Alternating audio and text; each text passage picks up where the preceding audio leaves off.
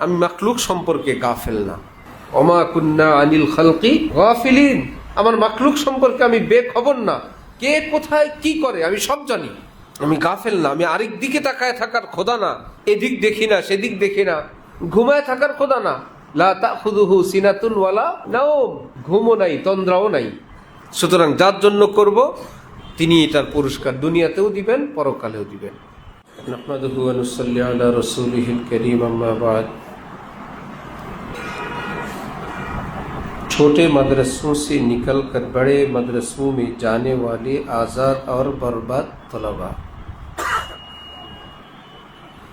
ছোট ছোট মাদ্রাসা ছেড়ে বড় বিশ্ববিদ্যালয়ে যেতে চায় এরকম স্বাধীন ছাত্র, जो तलबा एक वक्त तक किसी की निगरानी और मातहती में रहते हों, যে ছাত্ররা দীর্ঘদিন পর্যন্ত কোনো শিক্ষক, শেখ, কোনো ওস্তাদের কিংবা কোনো প্রতিষ্ঠানের নিয়ম নীতির অধীন থাকে, वो जब बड़े मदारिस में जाते हैं और तबीयत में आज़ादी रखते हैं, वो उन मदारिस में जाकर मुखल्ला बित्तबा बिल्कुल ही आज़ाद हो जाते हैं। এরকম ছাত্ররা যখন কোনো বড় স্বাধীন প্রতিষ্ঠানে যায় যেখানে নিয়ম নীতি হালকা, তার স্বভাবের মধ্যেও কিছু আজাদি পছন্দ আছে, স্বাধীনতা প্রেমী, তখন সে কঠিনভাবে উন্মুক্ত এবং ওপেন জীবন লালন পালন করে। चूँकि तबई कायदा है जो क़ुव्वत एक ज़माना तक बन रही हो, जब उसको आज़ादी मिलती है तो एकदम से उबल पड़ती है। उसकी इस्लाह की दो सूरतें हैं। কেননা নিয়ম হলো, মানুষের মধ্যে যদি কোনো স্বভাব থাকে সেটাকে যদি দীর্ঘদিন পর্যন্ত চেপে রাখা হয়, সেই চেপে থাকা অবস্থা থেকে সে যখন মুক্ত হয়, কাজা কাফারা সব আদায় হয়, পিছনেরটা সহ সব আদায় করে নেয় অল্প দিনেই। এর চিকিৎসার দুটি পদ্ধতি। एक उस आज़ादी की रोकथाम जो अक़ल से होती है। अक्लमंदों को ये बात याद रहना चाहिए कि नफ्स को पाबंद करना और आज़ादी से रोकना, उसमें इस्तिक़लाल और पुख्तगी पैदा करना नहायत ज़रूरी है, वरना इंसान और जानवरों में क्या फ़र्क होगा। इंसान अपने नफ्स पर काबू याफ्ता हो, नफ्स का ताबे न हो। শিক্ষণীয় বিষয় এবং জ্ঞানীগণের নিকট এ কথা সুস্পষ্ট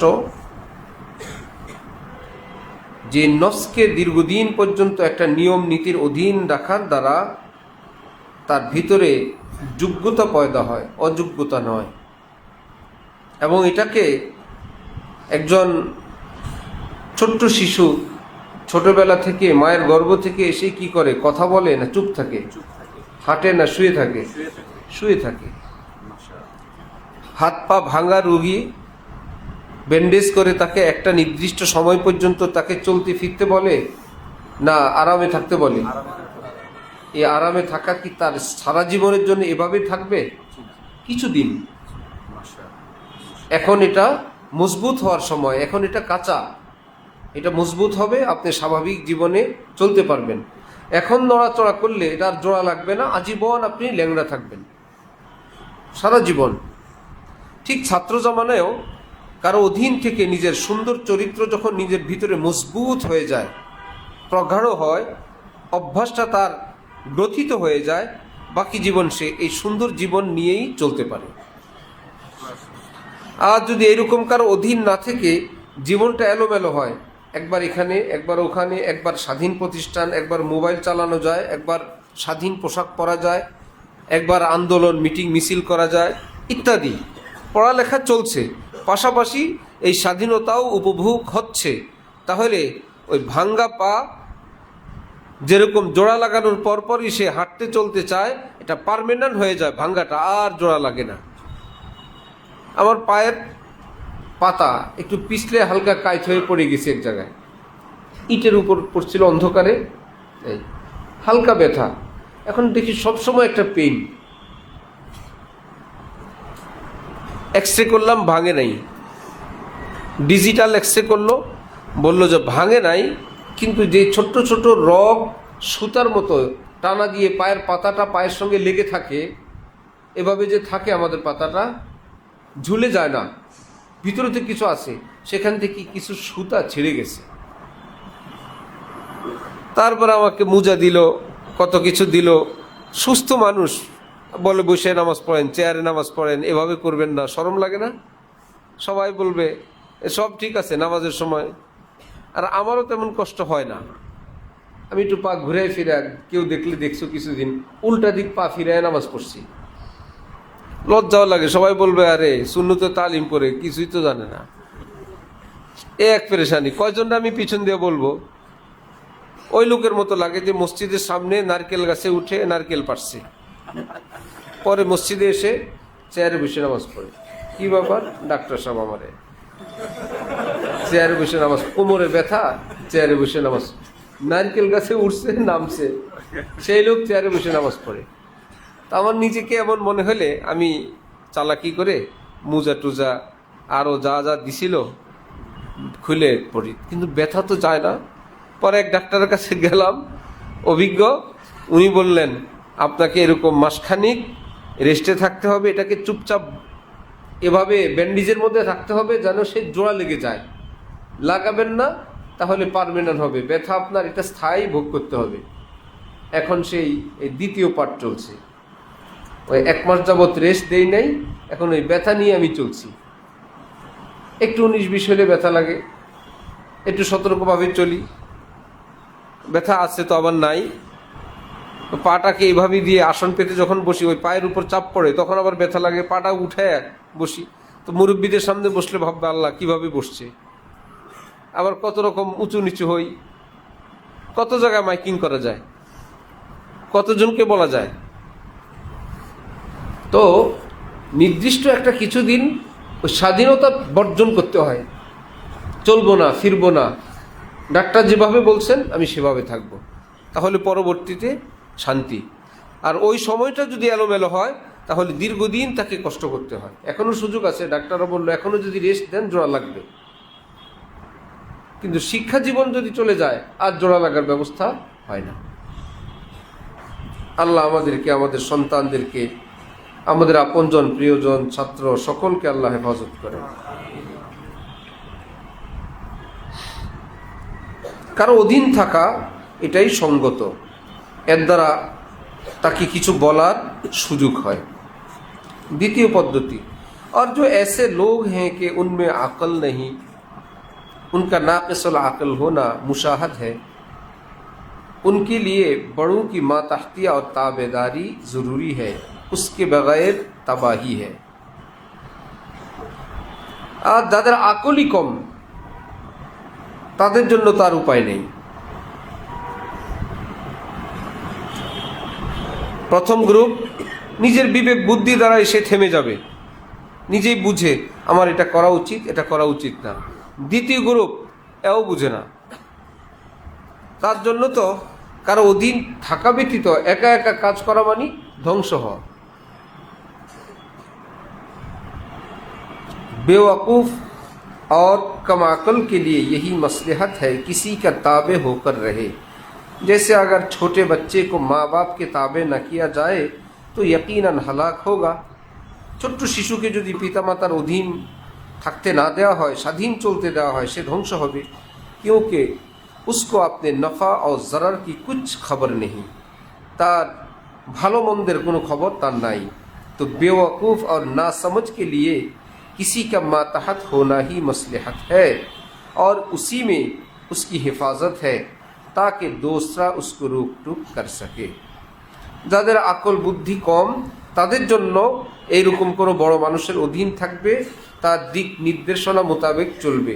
নইলে ছোট্ট শিশুর যেরকম কারো অধীনস্থতা ছেড়ে দিলে ধ্বংস হয়, এই ব্যক্তিও তখন ধ্বংস হবে। আল্লাহ আমাদেরকে হেফাজত ফরমান। जमानाए तालिब इल्मी में मुती होकर ही रहना चाहिए। ছাত্র যুগে ওস্তাদ কোনো মুরব্বির অধীনস্থ থাকাই চাই। यानी तालिब इल्म में खुदराई और आज़ादी नहीं। ছাত্র মানুষ নিজের সিদ্ধান্তে চলতে অভ্যস্ত হবে না। আমি এটা করব না, এই মাদ্রাসায় পড়ব, এই মাদ্রাসায় পড়ব না, এরকমটা নিজের মধ্যে আনা না চাই। মুরব্বী, ওস্তাদ, অভিভাবক তাদের সিদ্ধান্ত মেনে নেওয়া চাই। बल्कि उसको असातिज़ा और अपनी बड़ों का मुती व फरमाबरदार और ताबे होना चाहिए। নিজের একজন ওস্তাদ এমন যদি হয় নিজের অভিভাবক, তিনি আলেম না অথবা তিনি যথাযথ বুঝেন না, তখন অবশ্যই কোনো মুরব্বী অধীন থাকবে, যে ওস্তাদজি যা বলেন সেটা মা বাবাকে সুন্দরভাবে বুঝায় এই বিষয়টা আমার জন্য এমন ভালো হবে ইত্যাদি। जो मुस्तकिल बिज़ात होता है वो मुस्तकिल बज़ात हो जाता है। जो मुस्तकिल बिज़ात होता है बड़ों के ताबे नहीं होता वो मुस्तकिल बज़ात होता है।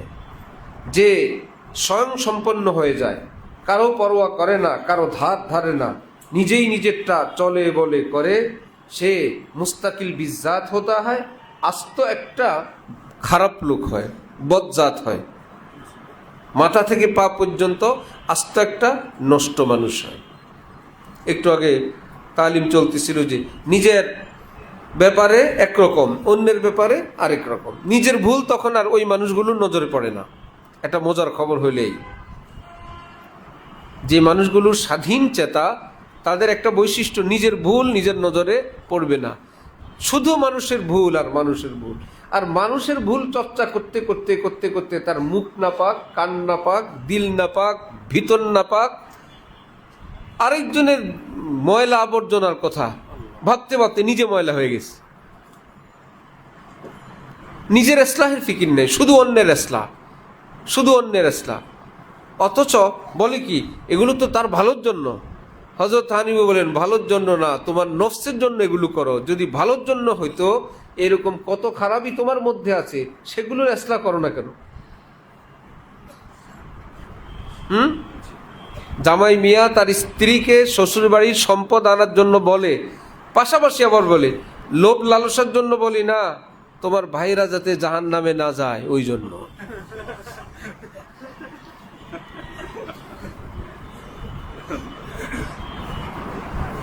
হযরত হানিফা বলেন লোভে বলে। যদি জাহান্নামের ভয়ের কারণেই হইতো তাহলে নিজের বোনদেরকে সম্পদ দিয়ে দিত,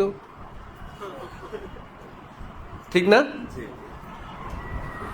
বলে তো এলেম কালাম নাই, কবরের ভয় নাই, আল্লাহর কাছে যাওয়া লাগবে না, এ হারাম খাওয়া যে। তোমার ভাইয়েরা কত ওয়াজ চলে ঘরে, লোভে না, কোরআন হাদিস অনুযায়ী কথা বলছি। কখন? শ্বশুরবাড়ি থেকে আনার ব্যাপারে, একই সম্পদ আবার দেওয়ার ব্যাপারে। সেখানে একখান কবিতা মুখস্থ করছে, অংশ নিলে ধ্বংস হয়। এ বোনেরা, অংশ নিবা ধ্বংস হয়ে যাবা। বোনেরা বলে অংশও নিতে চাই না, ধ্বংস হইতে চাই না। আবার আরেকটা বলে যদি অংশ নেও, আব্বা যদি কবরে জানতে পারে, আব্বার কবর কিন্তু ফেটে যাবে। চূড়ান্ত একটা ভয় দিলে মেয়েরা বলে আমরা এত খারাপ মেয়ে না যে বাপের সম্পদের জন্য অমুক অমুক অমুক অমুক এলাকার গ্রামের তাদের মতন আমরা অংশ নিতে আসবো, আমরা আপনার ওরকম বোন না। এগুলো কিসের জন্য? আল্লাহর জন্য না নফসের জন্য? এই জন্য যারা অন্যের ইসলাহের পিছনে পড়ে, অধিকাংশই দেখা যায় নিজের ইসলাহের ফিকির থাকে না। দেখা যায় আল্লাহর জন্য কত ব্যস্ততা, সবটা নফসের। আল্লাহর জন্য এত ব্যস্ততা হইলে তুমি সোজা হও না কেন? আল্লাহ বেশি খুশি হবেন অন্যদেরকে সোজা করলে না নিজে সোজা হইলে?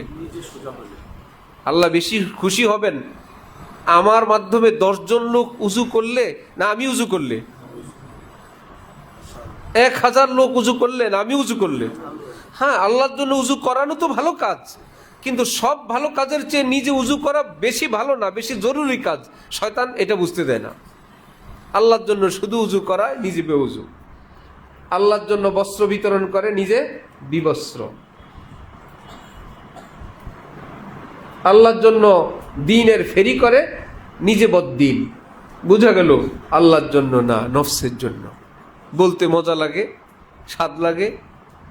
মানুষে হজরত হজরত বলে, হুজুর হুজুর বলে, পিসাব পিসাব বলে, বক্তা বক্তা বলে, আমির সাহেব বলে। কি মজা, কি শান্তি না? আরে যুক্তিবাদীর ইন্তেকাল হয়ে গেছে, আল্লাহ জান্নাত দান করেন। সে মজা করে বলতো, হুজুর ওয়াজ করেন, ওয়াজ হই না মইরা যাবো, ওয়াজ শুনতে শুনতে মইরা যাবো হুজুর, ওয়াজ করেন মাগার নামাজ পড়ুম না। হ্যাঁ, মাগার নামাজ পড়ুম না হুজুর, ওয়াজ করেন, ওয়াজও তো দিন, ওয়াজ করে নামাজ পড়ুম না হুজুর।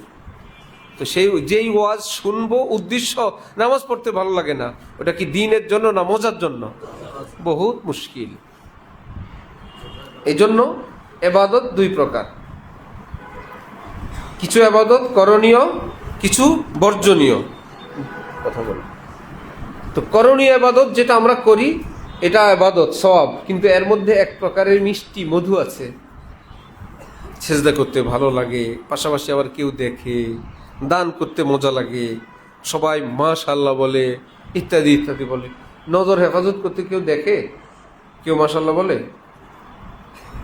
মিথ্যা বর্জন করতে কেউ মাশাআল্লাহ বলে, কেউ দেখেও না, অত মজাও লাগে না।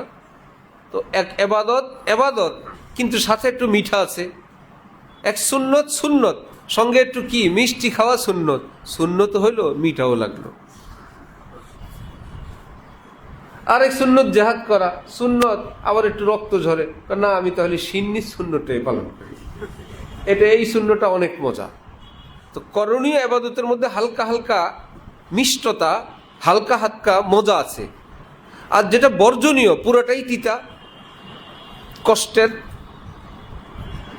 জিতনি তোমারি কোরবানি উতনি খোদা কি, আল্লাহর জন্য সেটা করণীয়র নামে হোক বর্জনীয়র নামে হোক, যে যেই পরিমাণ কোরবানি করবে আল্লাহ পাক তার উপর সেই পরিমাণ মেহেরবানি করবেন। কষ্ট বেশি, পুরস্কারও বেশি। এই জন্য গুনাহ থেকে বাঁচলে পুরস্কার কি অল্প না বেশি? গুনাহ থেকে বেঁচে ওলি আল্লাহ হওয়া যায় দ্রুত। এই গাড়ি চলে ভীষণ গতিতে, চোট যত লাগে, বল আস্তে নিচে ফেললে কি বেশি উঠবে না অল্প? আর যদি জোরে ফেলো, আর যদি কোনো পাহলোয়ান মানুষ হাতি নিয়ে নিচে মারে, অনেক উপরে উঠবে না? তো আছাড় দিবা যেমন, চোট লাগবে যেমন, উপরে উঠবেও কি তেমন। তো গুনার আঘাত মনের মধ্যে লাগবে যত জোরে, তুমি উপরে উঠবা তত বেশি। যত জোরে আঘাত, সুযোগ, মনের চাহিদা ইত্যাদি ইত্যাদি, কষ্ট করে বেঁচে থাকলাম। পৃথিবীর কাউকে বলতে হবে না, মেসেজ দিতে হবে না, ওস্তাদকে, শায়েখকে, কারণ আমরা কাজ করি, আমল করি কার জন্য? তিনি সামির, সব শুনেন। তিনি বাসির, তিনি সব দেখেন। তিনি আলিম, তিনি সব জানেন।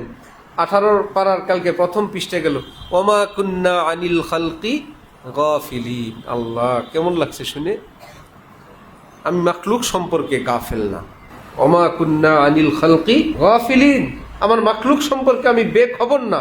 কে কোথায় কি করে আমি সব জানি। আমি গাফেল না, আমি আরেক দিকে তাকায় থাকার খোদা না, এদিক দেখি না সেদিক দেখি না, ঘুমায় থাকার খোদা না। লা তাখুযুহু সিনাতুন ওয়ালা নাওম, ঘুমও নাই, তন্দ্রাও নাই। সুতরাং যার জন্য করব তিনি এটার পুরস্কার দুনিয়াতেও দিবেন, পরকালেও দিবেন। ওয়া আখিরু দাওয়ানা আলহামদুলিল্লাহি রাব্বিল আলামিন।